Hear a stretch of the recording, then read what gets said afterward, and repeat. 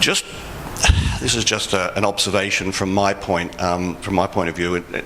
It really, I think, is particularly appropriate in the federal government, but I think it drips its way all the way down to all levels of government. The common sort of practice that everybody seems to be a generalist rather than a specialist, and I think one of the challenges for e-governance is working out who's going to make the decisions, and are the decisions going to be made by technical experts, or are they going to be made by people who don't have the technical expertise? And a very good example of that the DTO and the DTA are doing, which is try to work out how to actually get government departments to embrace e-governance, because in fact the original DTO was seen as a plague on all our houses. The Prime Minister of the time, Malcolm Turnbull, saw the need, but I don't think necessarily that all of the heads of government did. So I think that is an issue that also raises its head in local government. It's a very sparse field, I think, when you look at, there are 500 local councils in Australia. I'm not sure that too many of them are so far onto the e-governance bandwagon. So that's probably all I wanted to say, except I'm just trying to raise a few issues that we can kind of think about as we talk among ourselves. The other one is the Internet of Things, which is a bit of a passion of mine, because I lived through what in Australia we called the dot-com boom. I think it was probably pretty much prevalent around the world, where a lot of people came up with very good technical ideas for products for which there was no market. And so there's a lot of talk about the Internet of Things and how that is going to transform the way governments and certainly local governments introduce projects that are designed to improve efficiency, sustainability and so on. But I think we need to be very careful that we look to make sure that we're not just doing things in e-governance because it's technical and it sounds cool. So those are my opening remarks. What we're going to try and do now, we've got 3 panellists. I'm going to let them introduce themselves. If you want to know their full life's history, I think there's a fair bit of it in the documentation, and I think they're probably all on LinkedIn. So I'm going to begin with Lisa, and she has a presentation. So let's hear it for Lisa. Thank you very much. Thanks, Laurie. So I just want to add to your comments, Laurie, about why I'm motivated by what local government can do in this space. 2 years ago I was in New Zealand, and I saw a presentation by a futurist from America, Thomas Frey, talking about the impacts of emerging technologies on communities. And so he spoke about automated vehicles, 3D printing, artificial intelligence, robotics, and the impact that it's going to have on employment, in particular, on the way that we work. And he was presenting information that I've heard before, we've all heard before, about how many of the jobs that we know at the moment are going to change in the next 20, 30 years. And he's talking about percentages like 40% of the jobs that are existing at the moment. And the reason, then he went through and explained how this was going to happen in a really compelling way. The reason that it really resonated with me at the time was because it was 3 days after Donald Trump had been elected. And I thought to myself, if it's possible for somebody like Donald Trump to be elected on the back of people from Middle America feeling disaffected, feeling not engaged with what's going on in their world, and that opens the door for that kind of political change, what's going to happen when 40% of the population feel like they've been left behind, or that they don't understand what the new era is about? And my panic about that was, well, what's the opposite of a Donald Trump? Are we waiting for a wonderful international figure at a federal level or an international federal level to come in and solve this problem for us? Is that likely to happen in the next 20 years? I don't think so. Is it going to be state government? I don't think so. And it struck me like a bolt of lightning that I think if it's for any level of government to try and work with the community on what this is going to mean for them, I think it's local government. And my panic about that situation was that, as Laurie just described, the maturity in local government is disparate at the moment. So That's a couple of years ago. And I just want to now take you on a bit of a journey about what we're doing in Victoria and what my observations are about how we're going. So in Victoria, there's 79 councils.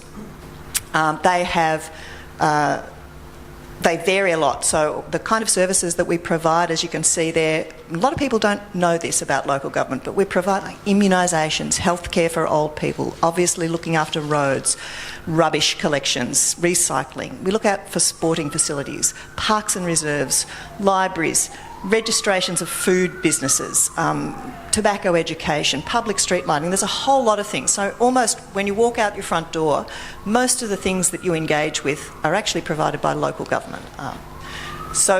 And we are a great employer as well across Victoria and across the country, with a whole lot of different communities that we serve. But because we've been different from different communities, and the way that local government is a little bit different to other levels of government, I think, is that they represent their local community and they've developed in their local community in isolation a lot of the time. So their systems that they've developed to serve their communities, the way that their business processes are all slightly different. Even though they provide pretty much the same services to different communities, the way that they do it varies for the 79 different councils in Victoria and for the 500 odd across Australia. So that presents a number of problems in terms of trying to get some consistency about how we address some of the problems that we've got moving forward. On top of that, there's a lack of understanding, I think. It's a growing understanding, but a lack of understanding at the moment about how important digital transformation is going to be in the context of everything else that local government does. So we're in the process. The MAV is an association of all the councils in Victoria. It's been around for over 100 years. We just are in the process at the moment of doing strategic planning for our next 2 years. So, and I'm involved in that process. We have been out to speak with all the councils in Victoria just in the last month.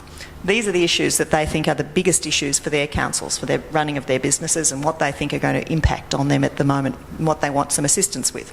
So financial sustainability is a common problem for councils, especially in Victoria at the moment, because we've got rate capping issues. So that means that their amount of income that they get, particularly in regional areas, is restricted, and they still have to deliver the same services to their community. In fact, growing number of services to their community. None of these should be terribly surprising, but I will point out that business and digital transformation would not have even been on this list 2 years ago. So that's a step forward. When we look at the different opinions across local governments, we can see that we asked the executives, so CEOs of local governments, what they thought about what the priorities were. We also asked elected members, so councillors, what they thought, and we also asked operational staff. And if we just look down at the bottom there, you can see that the opinions from the elected members and the executive vary quite wildly compared to the operational staff in terms of digital transformation. Everybody thinks financial sustainability is really important, but at the moment it's really the operational staff that see that as a partial answer to financial sustainability. So we're not, the penny hasn't dropped, I think, for a lot of people in councils. And you can see there, here's another way of looking at it. Across different councils in Victoria, financial sustainability, very high priority. Business and digital transformation has varying levels of priority when we ask. And this is really quite dramatic, executive versus operational. So that's the kind of environment that we're working in at the moment, which means that we need, as Laurie was saying before, need to get a better understanding, consistency of understanding about what the role is going to be for local government and how important digital transformation is in the context of all of these other things that we need to address.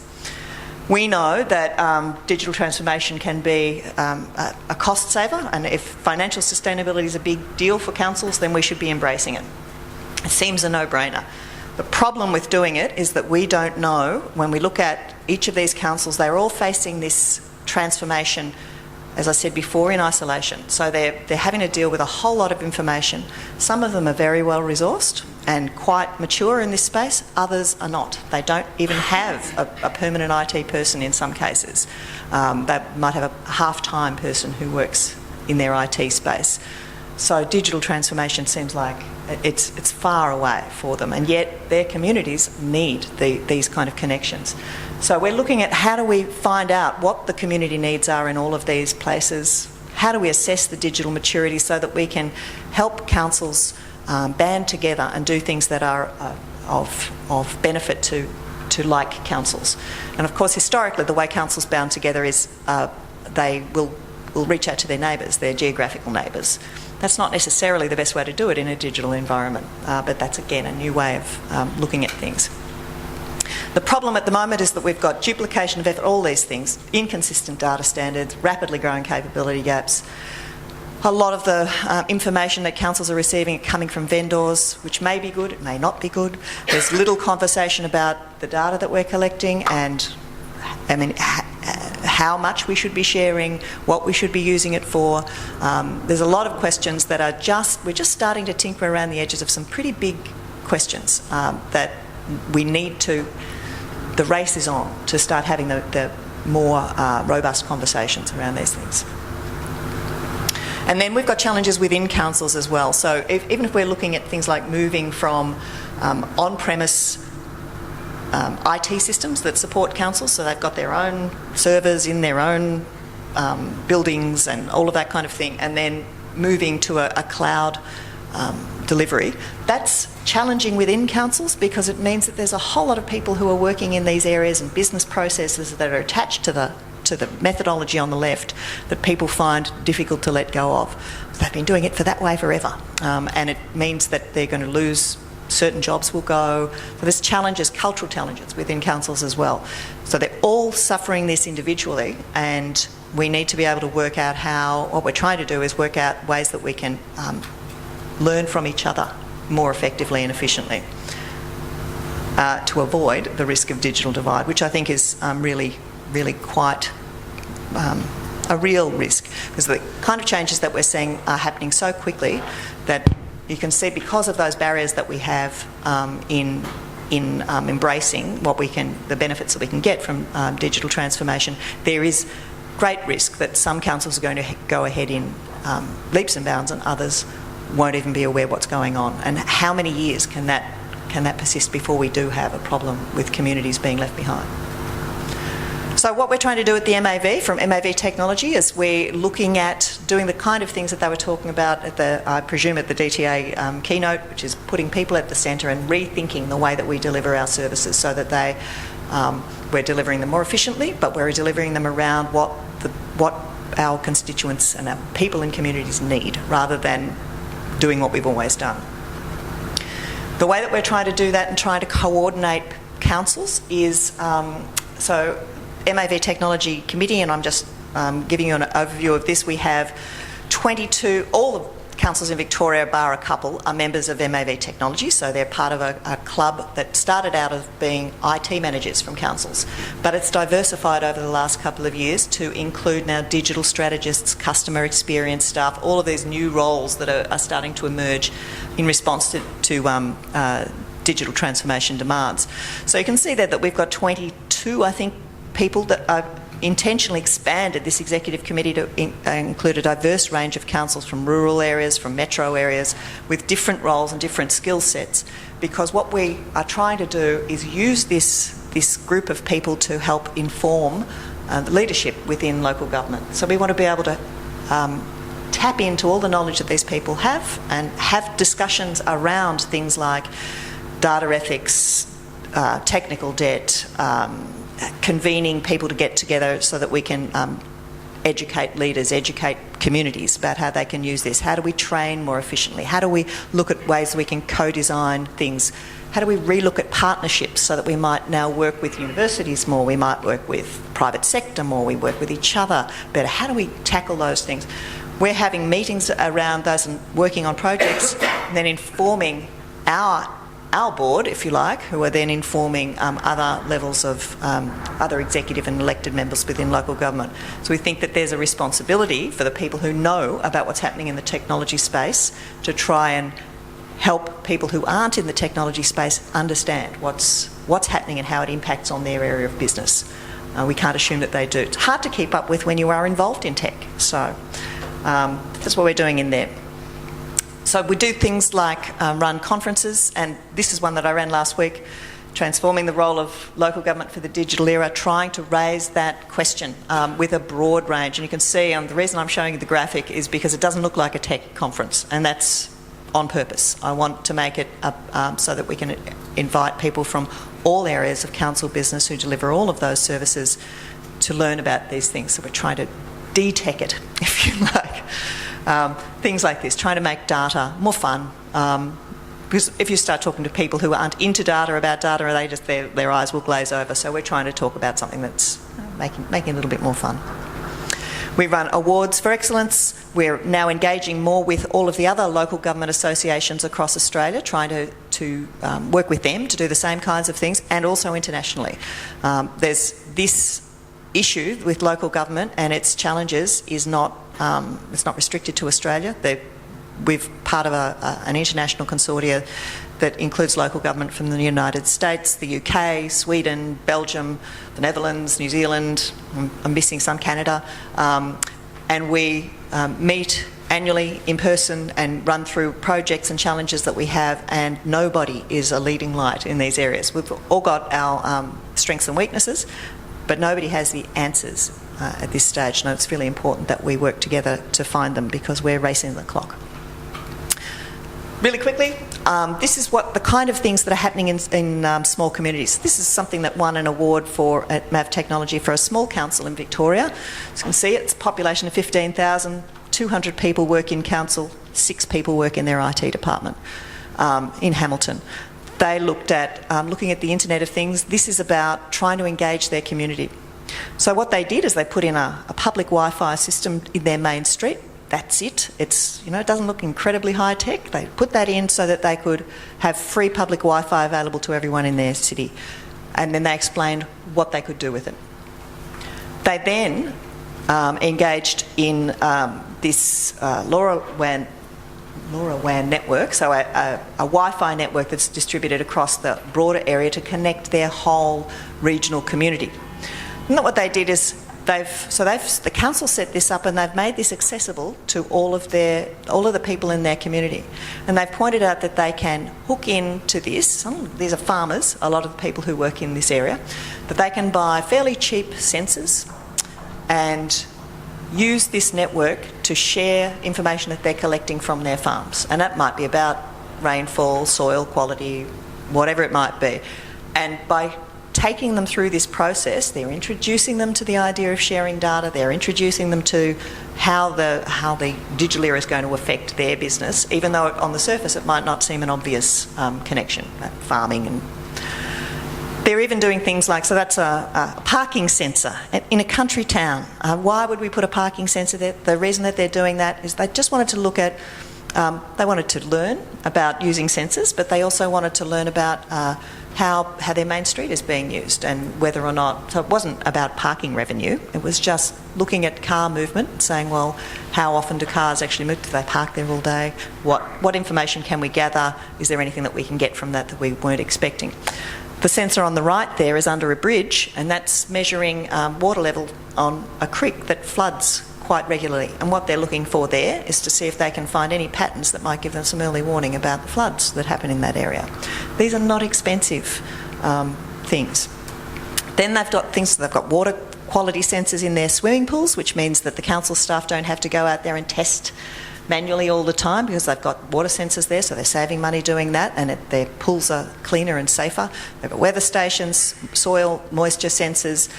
They're doing augmented reality so that you can walk around their botanic gardens and hear about what's going on, and looking at the usual suspects, smart bins, smart lighting, smart security, those things as well.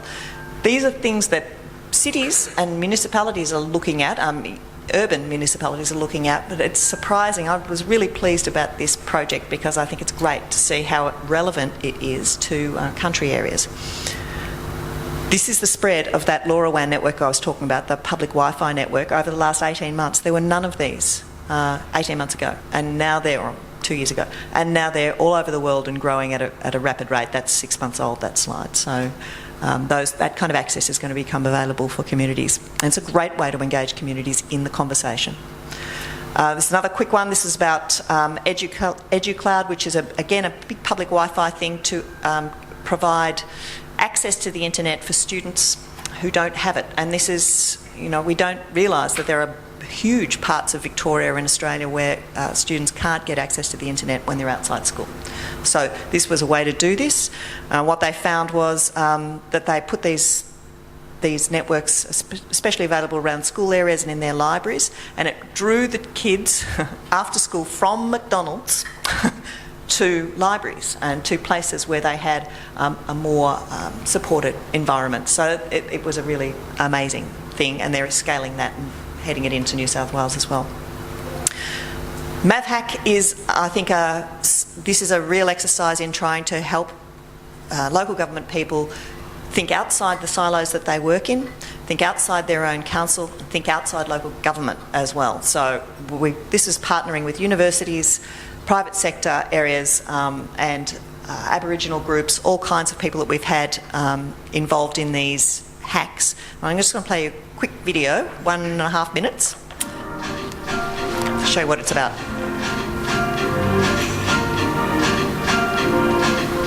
Welcome everyone, thank you for coming to our first MavHack. Hopefully we're going to have some really exciting outcomes and we can start something really big. We're looking at council pain points that have been identified by a digital transformation group that we actually put together last year at the NAV. They made a list and then came up with the ones that they thought we could most really collaborate on. So some of those were what we're hacking today, and that is disabled parking permits, waste management and planning permits. I'd be happy with, we can have a working prototype, that's fantastic, but if we've got a new direction that we might go in, a new process that might be identified, any of these things are terrific outcomes, I think. Well, we love working with the MAV because they have a good understanding of their customer base, so what is the requirements of these council users, and we believe that working together strategically we can add value to understanding all of the problems across all the councils and solve for those councils in a collective way. On the process background, so always looked at end-to-end, or what I thought was end-to-end, understanding that there's a customer in there but not really knowing what that means. So this approach has been interesting. I look forward to doing it more often back in my own workplace. The biggest challenge, I think, is, especially with the waste environment, is the education of community. I think all communities are different, and in this sense, it's trying to meet, in the middle and deliver something certainly from a government point of view that pleases the end user and the ratepayer. There's still work to do on this, but I love the idea of raising some conflicts today that are different to what's been developed and explored from a policy perspective or constraints perspective. I think we've just got ideas that are actually really practical as well. Yeah, I think that time constraint almost drives energy that you just don't get otherwise. And coming out of resistance helps as well. So innovation really relies on unlearning what you already know. But this is an environment where that can happen. I hope we get a variety of solutions and all of them are.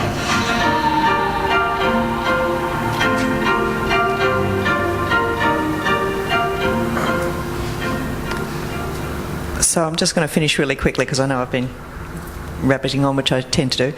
MavHack was a really important engagement tool, and we've done now 2 of them. We're going to do another couple in regional areas this year because it engaged so many different stakeholders in it. The outcomes from these are also very important. So it's not just about coming up with a great idea with a whole lot of stakeholders from different organisations. It's about whether we can deliver them.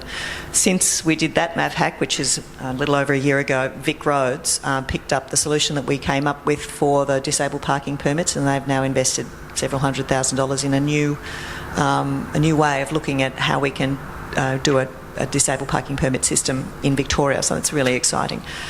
We did another one which was a planning permit solution, and we have now got Deakin University actually looking to work with 5 councils from Victoria and a couple of interstate councils, and then we're looking at developing that over the next little bit as well. We'll be meeting about that in a couple of weeks.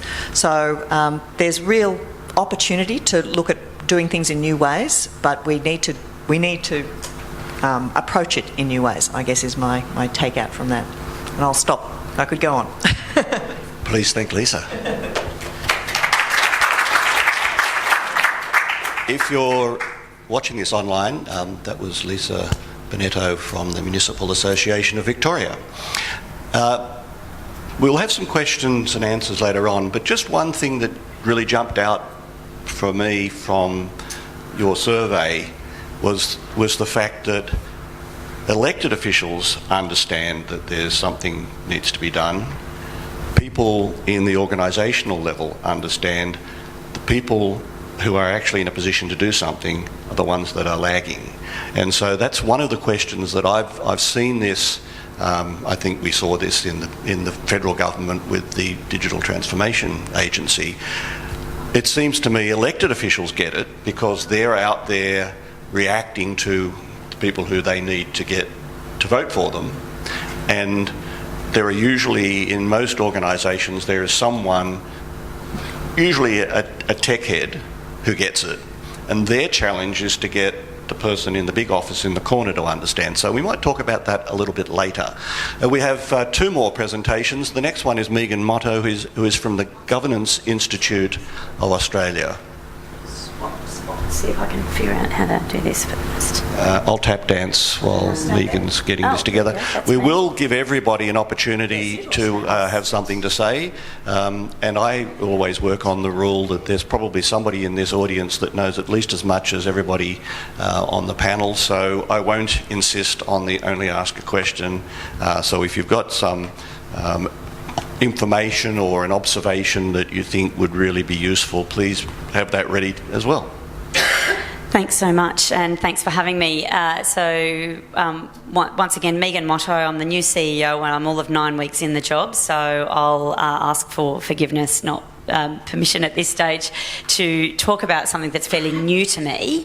And it won't surprise you that I'm going to tackle this from a governance perspective. The Governance Institute is the professional body in Australia for governance professionals, primarily corporate company secretaries, but CEOs, chief risk officers, CFOs, board directors who are interested in furthering their knowledge and professionalism around the area of governance.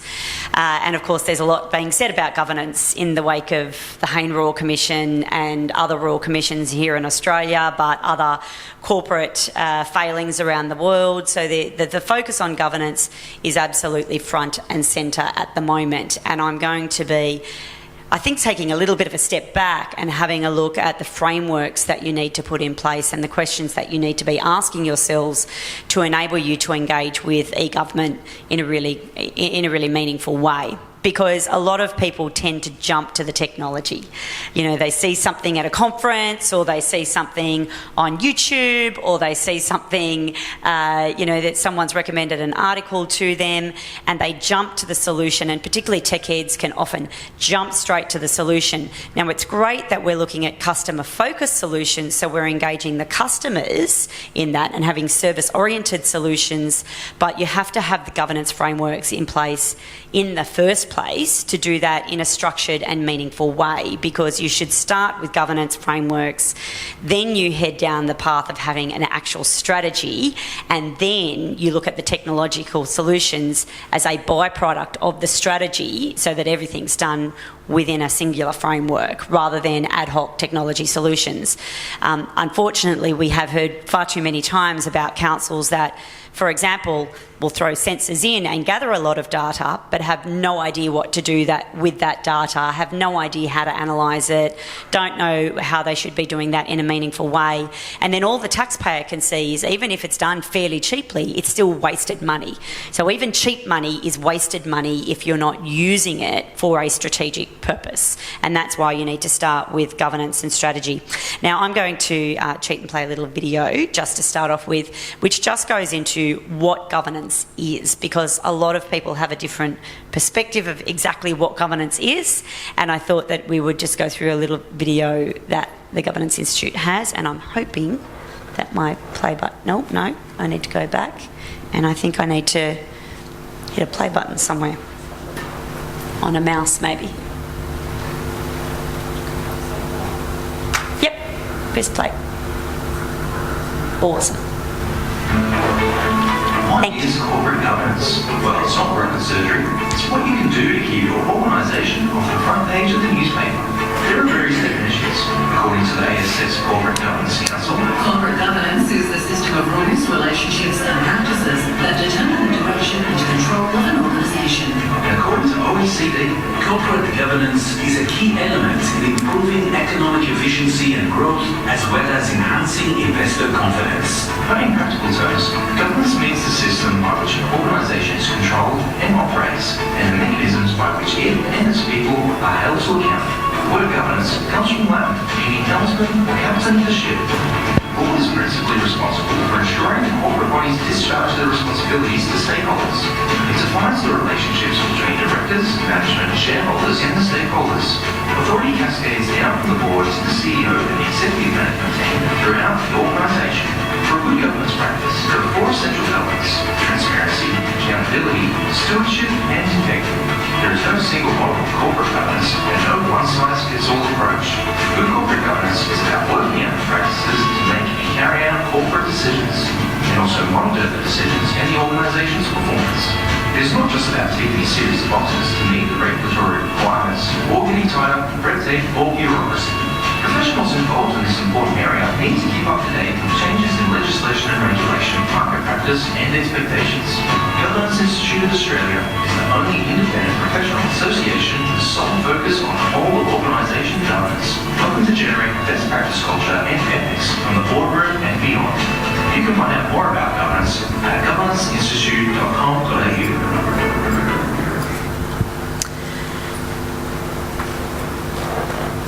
No, I just need to get out of that, if you wouldn't mind, maybe.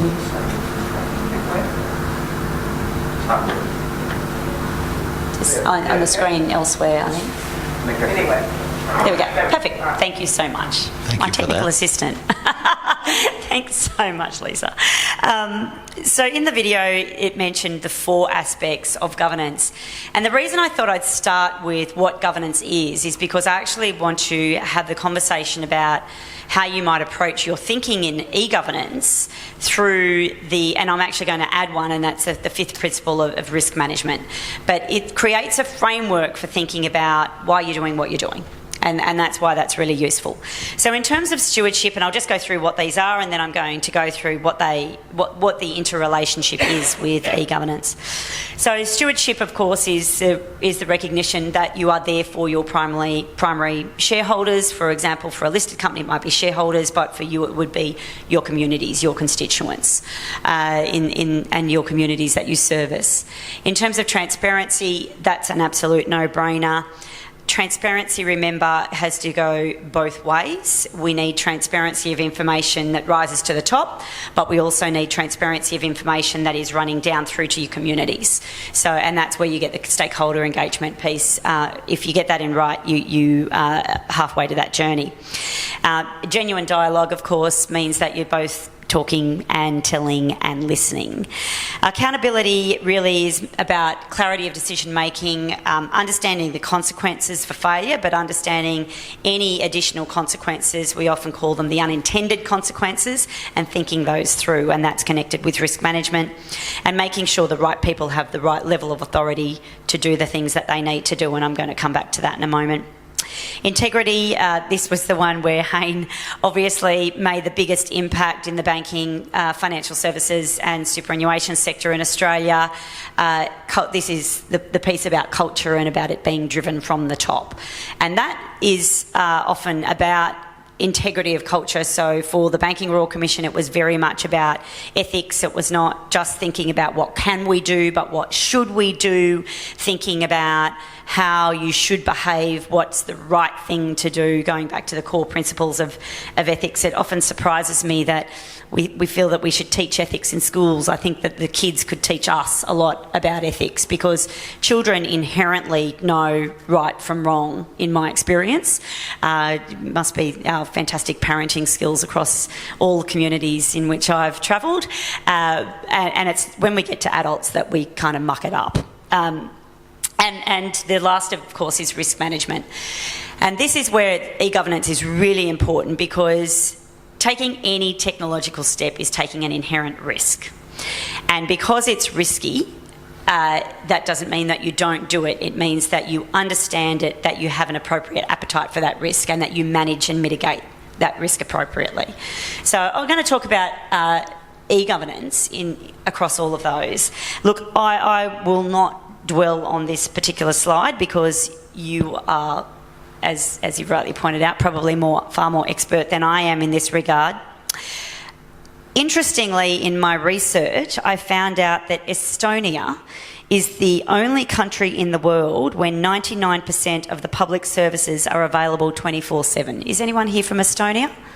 There you go. Fantastic. And so maybe we might drill you afterwards because you could teach us a thing or two. I'm not Estonian, but I've lived there for 5 years, so by now I know quite a bit about it. And I live, in that sense, the e-governance experience in Estonia. Okay. Oh. So I've lived there for the last 5 years, and just one observation. It's my 7th country where I live, and if I travel now outside of Estonia, I get very quickly annoyed. Yes. Because I've just become so used to the convenience of fast digital everything, basically. It's just a very powerful experience. Thank you very much. Yeah, and Estonia is, in my research, held up as the real pinnacle of the world. So it's great to have you here, and perhaps you should I should just sit down and you should sit in this chair maybe straight away. So going through then the requirements for e-governance, and I thought, so I'm just going to go through those 5 requirements, and stewardship is the first one. So stewardship at its core is how government makes decisions. It's about how to deal with the volume of data that you're going to be potentially receiving, that you can have at your fingertips. And remember, not all data has to be delivered through smart technology. You actually have a lot of data in old technology in your business now. So it's a matter of how to define and harness what you've already got before you take leaps into the great unknown. And I would suggest that one of the things that everyone goes and does is to have a look at the data you've currently got in those old Excel spreadsheets or the old filing cabinets, because you actually have a richness of data already at your fingertips. It's just in old tech, not new tech. Streamlining and automation, how we can embark on this fantastic journey of artificial intelligence. And most importantly, I think, looking at culture and collaboration. We heard before about collaboration with your neighbours, which was sort of the old way of collaborating based on geographical primacy, but not what we need to really be thinking about in the cyber world is how we can connect for the likes of the best practice in the world. Rather than jumping 2 centimetres, you might be able to leapfrog a couple of metres or a couple of 100 metres. So using the technology that's available to us to really have a look at that. But the imperative to get this right is like it never has been before, because even if you've only got very small amounts of your business on old tech systems, cyber attacks, data breaches, privacy breaches, privacy of your customers' information, these are all at risk. And if you don't get on the bus, so to speak, you're really endangering yourself as an organisation. And of course, there's not only the great opportunity that is in re-establishing trust with the community through the transparency and seamless economy that technology can afford you, but it's also about being able to drive efficiencies through your business, not just from the tech itself, but being able to pinpoint and strategise in a targeted way as opposed to one size fits all, which is unfortunately the way that most governments and, in fact, most businesses have communicated and dealt with their customers for a long time now. So we all want customisation. We want to go and get the handbag with the customised letters on it, or the watch with the specialised face, or whatever it might be. And the way that we deal with government is absolutely no different. The great thing about advanced analytics, and this is really important for stewardship, as I said, it can allow you to personalise services. And what that means is that you can standardise things that are low risk, that are repetitive, so that you can deal with most of your customers in a less transacted way, if you like, in a seamless transactional way. And that frees up your resources to deal with the things that you really should be focusing on, like some of the pockets in your community that are at high risk of disenfranchisation or that have fallen through the cracks, that are really going to be struggling to keep up with the rest of the standardised population set.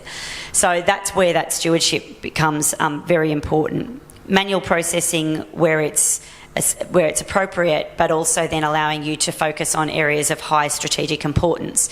The other thing that this data allows you to do, and it's very good for stewardship, is councils, often through taxpayer rates or through grants, have pockets of money, and they try and do things with that money for the greater good. But how do you know if it's actually achieving its goals? So you get a packet of money, and you say, we want to improve X over there, and so we're going to establish initiative Y, and that's going to improve X. But unless you're tracking what you're doing, and this is where rich data and rich analytics can really help you, you won't know until at the end of the spend of the money if you've actually helped your constituent audience. Analytics can help you have early warning signs so that you can read lead indicators as opposed to only read lag indicators.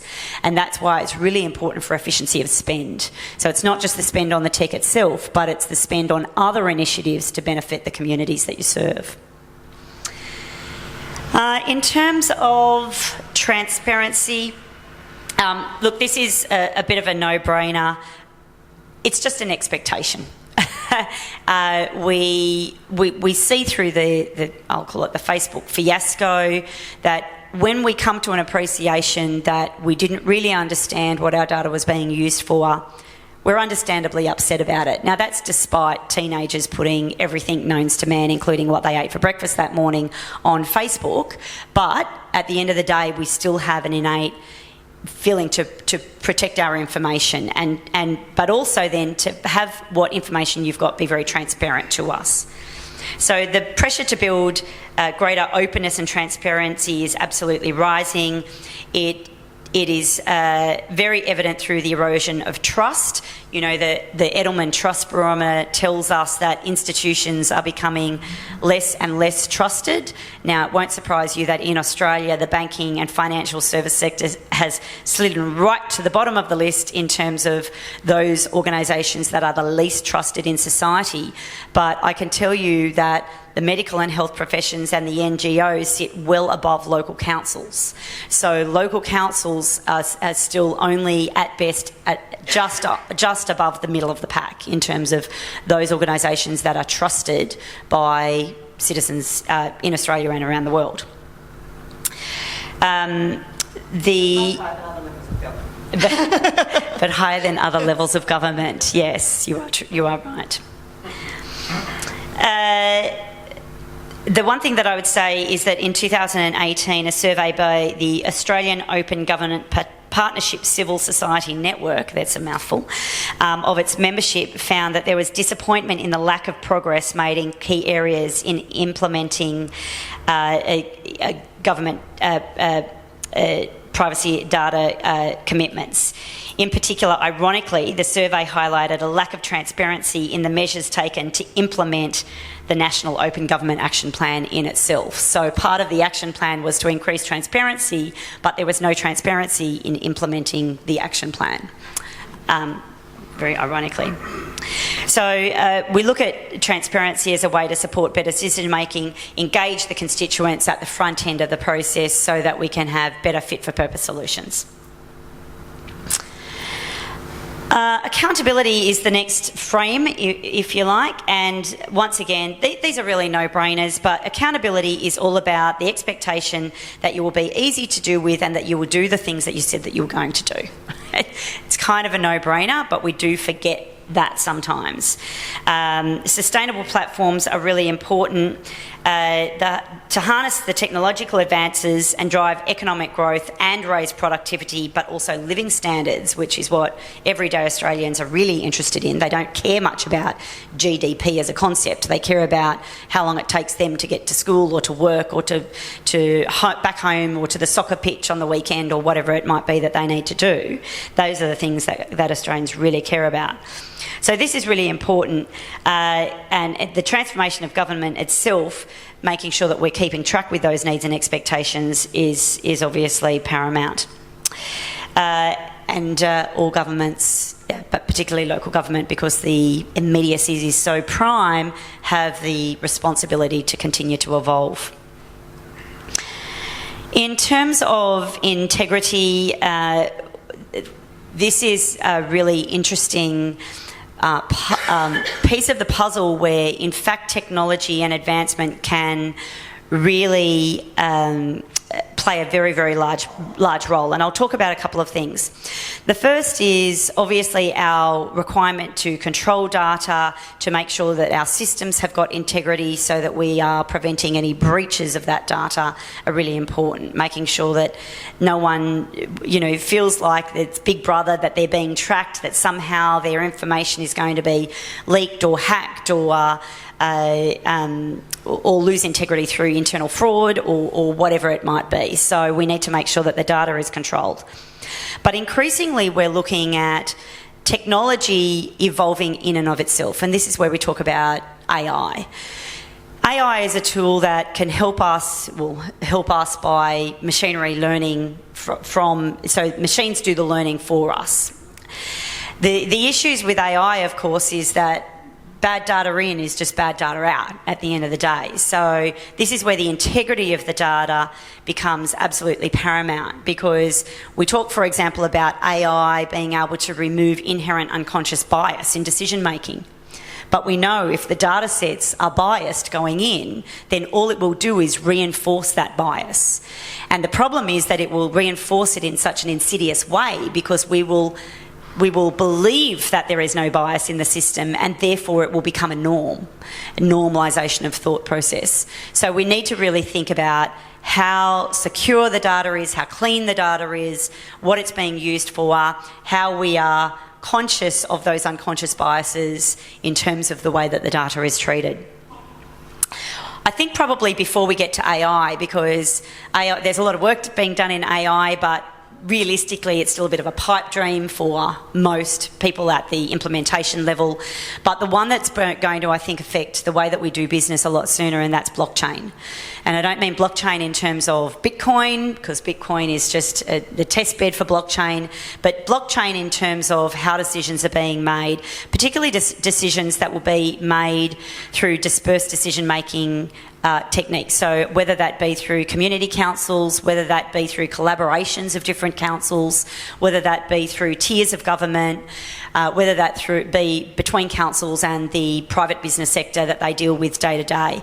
So there will be a lot of transactional arrangements in a new world where collaboration is the new black, and those transactions will be more and more captured using blockchain technology at the end of the day. Now, there's things to be careful of. Number one, blockchain itself is new technology. Blockchain is today where the internet was 20 years ago. And so we still have a lot to learn in terms of blockchain being relatively new technology. We know that there's still it's being touted as an unhackable system, but we do know of at least one instance where blockchain has been hacked, and so we do know that we need to be careful about that. But the ability for blockchain to transform the way not only we communicate in contractual chains, for example, but that we communicate, it might be strategy or other project management processes, is going to be really invaluable for the way that we do business. And I think that that's going to have far more of a bigger impact on the way that we do business right now and the implementation of technology in our business right now than, for example, jumping to the pipe dream of AI. And finally, of course, risk management. All of these things that I've talked about have got inherent risks in the risk of fraud, the risk of data breach, the risk of hacking, the risk of wandering down a data path without having a strategy for what you want the data to be used for, and therefore expending a huge amount of constituents' funds for little or no return. So there's inherent risks. So risk management becomes really, really important. Understanding the strategic frameworks that you need to be putting in place to seek control over your data and information, recognising both the value and opportunity that it can create, but also the threats and risks that it creates for you. Data is sort of the new oil, and we need to be identifying the risks and costs involved in it, not so that that's a blocker for us moving ahead, but so that we move ahead with our eyes wide open. And of course, minimising the risks of holding information. One of the main objectives, which is of an information governance program, but in making the strategic investments that we need to achieve, specifically in the technology space, the people and the processes. And the last thing that I wanted to talk about with regards to risk management is making sure that you're looking at these things holistically. You talked a little bit before about, in fact, you both mentioned that the conceptualisation at the elected councillor level is great because, everyone's got access to YouTube and says, oh, I saw this thing on YouTube about X government doing Y thing over here and we should do that, we should be. So everyone's got grand aspirations in theory. In practice, it's a lot harder to implement.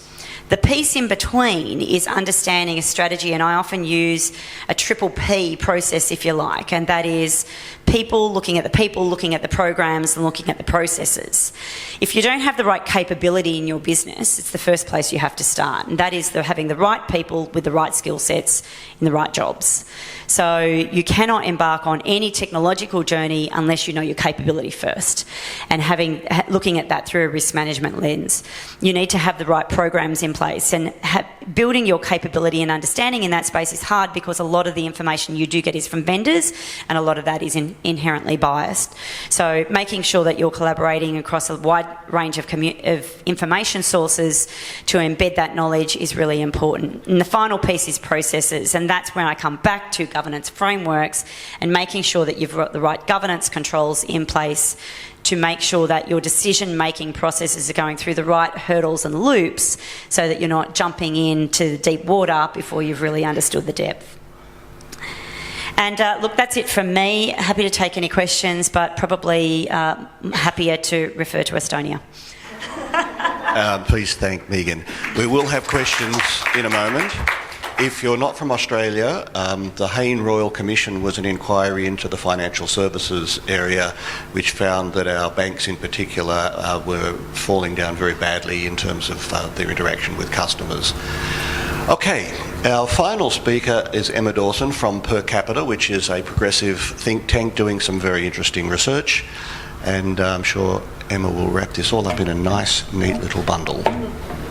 I'll do my best, Laurie, and I'll try not to.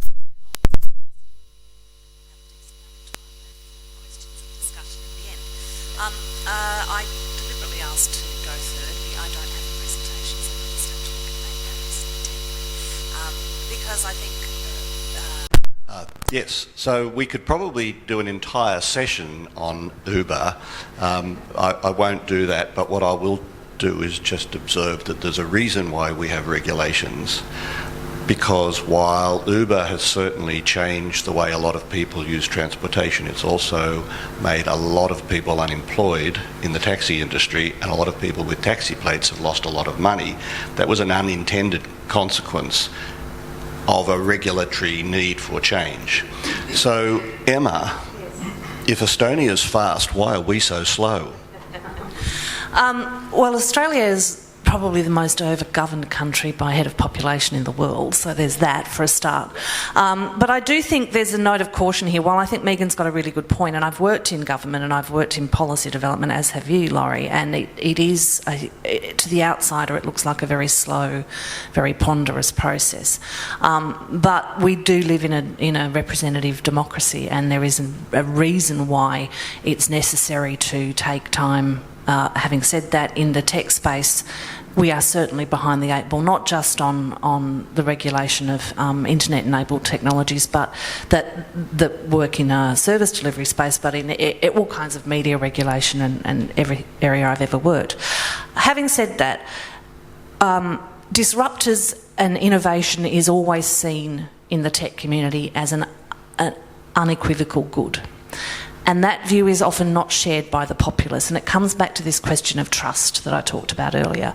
When the then Prime Minister, and it is hard to keep up for those outside of Australia, he's the Prime Minister but one ago, Malcolm Turnbull was out talking about his innovation agenda, that very quickly dropped off. And the reason for that was it scared the bejesus out of a lot of people. What they heard when he talked about innovation was, my job's going to be automated out of existence, I'm going to lose my livelihood, I can't keep up. And so and Uber's an example of that. Not only did it disrupt an arguably archaic taxi industry, but it's done so not just by overriding local regulations around transportation, but by overriding a century or more's worth of governance of how we employ people and how we pay people. And its drivers are exploited, they are underpaid, their hourly rate is way below the minimum wage in Australia, and that's a real challenge as well. So I would say that while yes, we need to be more nimble and keep up with technology in the way that we regulate, in order to keep the trust that is necessary for these systems to be effective, we mustn't lose sight of our principles. And just because something has a shiny new delivery platform doesn't mean that the principles that have always underpinned how we support a good life in this country should be thrown out. We need to, you know, I've often referred to the digital economy or the gig economy as really just piecework delivered over an app. It's a lot of it's a return to 19th century working conditions where you showed up at the beginning of the day and hoped someone would give you some work. There were no guaranteed hours, there was no guaranteed rate of pay, there were no protections, there was no sick leave. And that is not an innovation, that's a regression. So we need to be very careful when we're trying to make our laws and our regulations fit for the modern world, that we don't lose those things that we've taken such a long time to develop. Yes, Lisa. I was just going to say, I think it's we've also been, compared to Estonia, we're comfortable in Australia. We've been doing things this way, and there's no burning platform or nothing like the same kind of thing. So we're seeing the disruption and innovation that's happening in other countries is often driven by. Yeah, sorry. Yeah, sure. Yes. And so my background is in informatics, so it can just give you anecdotal experiences out of my life. But I travel very often to Finland because I have 2 children there, and Finland is also this so-called cozy Nordic bumblebee welfare state with a massive deep state and all that. And then on the other side, you have this very capitalistic free market country, Estonia, which is like a plug on the bathtub for Finland. And Finland just collapsed recently, you might have heard it from the news. And when I said earlier legislation is very important, yes, I want to say that it's important in a sense, what I've observed in Estonia, the government gets out of the way. In Finland, the government gets into the way of preventing innovation, while in Estonia it tries to get out of the way and let the free market do its good. That's also how these e-governance systems were built. That's kind of what I was commenting on a bit, I think. It's that because it's such a change to the way that we do governance, we're not the urgency that is required to deal with the working out which shiny new things we're going to have. I don't think we have the right amount of focus on it. So the danger of that is that we're not going to be addressing those things that you're talking about because it's not really the highest priority. It's there, it's rumbling along, but it's not really the highest priority.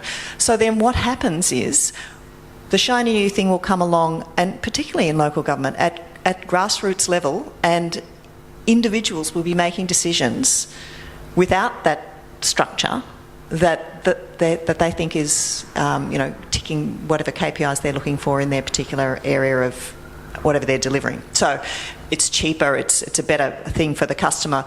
Not really sure about the data, but, it's ticking all these immediate boxes. So I think we've got a real issue, and I'd be really interested to know how you think why or how we address those kind of things in countries like Australia. It's not just Australia, but I think that's one of our problems, is that we're kind of caught caught between the being a bit comfortable with how we're doing things, not paying the kind of attention that we need to on what's going to be happening next, and therefore we're exposed to those risks. And I think we might let Lisa and Alexander take that offline. I'm sure there's a good conversation there. In terms of the shiny things, by the way, just an observation, there was a survey released last week that referred to all of the people who are out there in co-working spaces and incubators, and basically it found that 80% of the ideas never go anywhere. And that brings me back to my earlier comment about the dot-com boom. We need to be very careful that we don't let technology drive, or technology people trying to make a buck drive the agenda with products that really we don't need. Now we're going to hear a word from our sponsor, Dr. Mark Gregory. Just a quick one, to change the topic a little bit, because we had the discussion about the Banking Royal Commission. The question that I'd like to pose to the panel, but I'd like to sort of give a little bit of preamble, but I'll give the question up front, is will e-governance benefit the nation from the perspective of closing loopholes? So I'd like to point out a couple of loopholes. Of course, the first one was the drift, if you like, in ethics and morals within the finance and banking system. And our Royal Commission was pretty horrific, right? But we've also seen a drift in terms of a focus in Australia seems to be looking for loopholes. 10 years ago, there was only, a few people negatively gearing. Then all of a sudden, it's 1.5 million. 10 years ago, there were only a few people getting franking credits. And now, the last I saw was 950,000 Australians, costing the government about $6 billion a year. So what I'm asking is, do you think that by moving to e-governance, that it will help different levels of government identify and try and close some of these loopholes and possibly raise the ethics and moral tone of government in Australia? Megan, you've got a microphone, so you should go first. Yeah, and of course I'm going to be I'm not a lawyer, but I'm going to be like a lawyer in my answer and say the answer is yes and no. The e-governance will absolutely transform the way that we are able to capture information so that we can plug what I'd call the inadvertent loopholes. So, for example, the banks may claim that there were inadvertent loopholes which had them charging fees to dead people.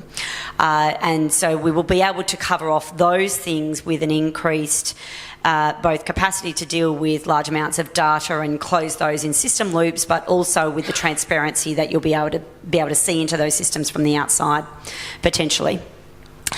In terms of whether or not it will fix our ethics problem, unfortunately, I don't think data will fix our ethics problems. Loopholes are called loopholes for a reason. They're created by people who are looking to circumvent the law, the legal system, the policy, or just, the average Joe way of doing things for their own benefit. And whilst human nature continues to be driven by the precedents of fear, greed and ego, unfortunately, I think you'll still see loopholes. They might be more creative loopholes, they might be highly technologically enhanced loopholes, but unfortunately, I think you'll still see them. Culture is not dealt with through technology. And one of the greatest quotes I heard was from Anna Bligh, who heads up the Australian Banking Association now, and she said, "You can't communicate your way out of a problem that you behave your way into." And I think that to think about technology is the same way. You can't systemise your way out of a problem that you behaved your way into. I would hope. I hope you're wrong, and I hope that the equalisation of access to information and better communication between more people is going to expose some of those ethical issues and moral issues that, as you pointed out, we kind of get when we're kids, and then it just somehow it's justified when you get older. Not always, but I think that if we can expose, if data can expose inequity, so that there is just no way that you can deny that that's happening, then there'll be, I would hope, some pressure amongst us to do the right thing. So I'm hopeful.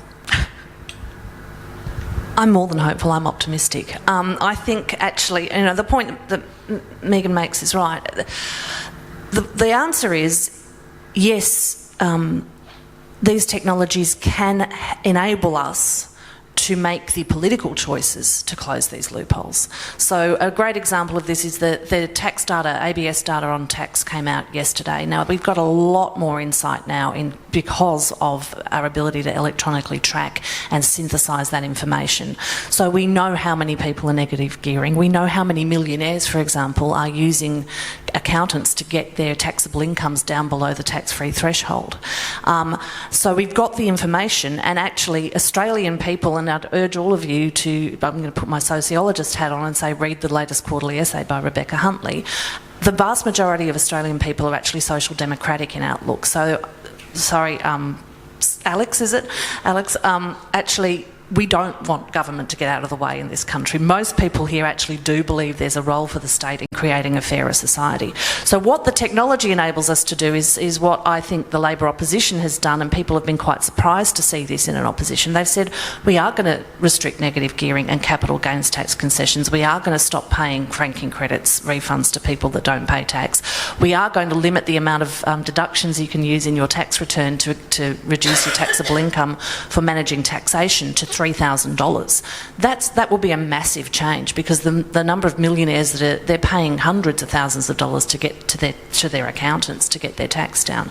So the technology enables us to close loopholes. We still have to have the political will to do it and to make those changes. And I think what the opposition has done is ridden this wave of information that, as people have become more and more outraged by what's come out of the Banking Royal Commission, by how 30 years of deregulation has allowed people to line their own pockets and create a more unequal society. As that information has seeped into the community has started to go, hang on, this was meant to it was all meant to trickle down, and it's not. And so now there is one side of politics going, aha, now we can do something about this because community support is there, and that community support is there because the information is there, and the information is there because of the technology. Can I, Laurie, sorry, just one thing? Yes. Just in terms of government getting out of the way, I do think that one of the things that we need to recognise is that government is part of the problem. We are so stuck in the way that we do things, and whether it's intentional self-preservation of the organisations that we're part of, or whether it may be that, or it may be unconscious that we're doing that. But I think we've got to be really mindful that sometimes we're protecting a system that isn't working anymore and getting in the way of newer thinking. And it's hard to see from the inside. If you're working within government, it's really hard to see. You think you're doing the right thing, but you're just kind of... I don't disagree with that at all. I was more going to the suggestion that actually everything would be okay if we just let the market take care of it. Because... okay, I think we might move on from that one. Okay. We have a new contestant from the audience. Please tell us who you are, and do you have a question or a statement? My name is Nuno, and I would just like to comment following my friend here. I think this is a bit of a philosophical question. Whether the movement from representative democracy towards a more direct democracy with the new technologies that are available, whether this is a good step. I myself like to believe in the common good of the people.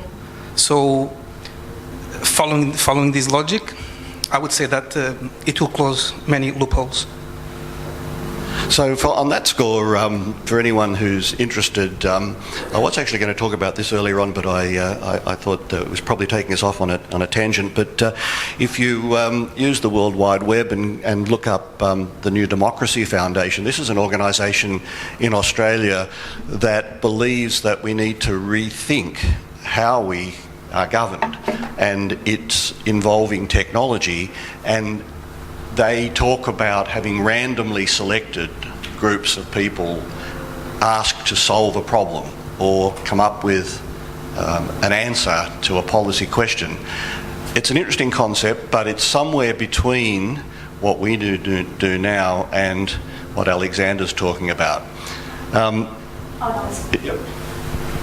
No, I was just going to comment on that because actually a number of councils, including the Melbourne City Council, have used community councils to achieve the same outcomes on really vexed political issues that they could not conceivably tackle themselves, and they've got what they call citizens' councils, which is a representative sample of the constituency that they get into a room, they educate them on all angles on the particular topic so that they've got a similar content and knowledge base,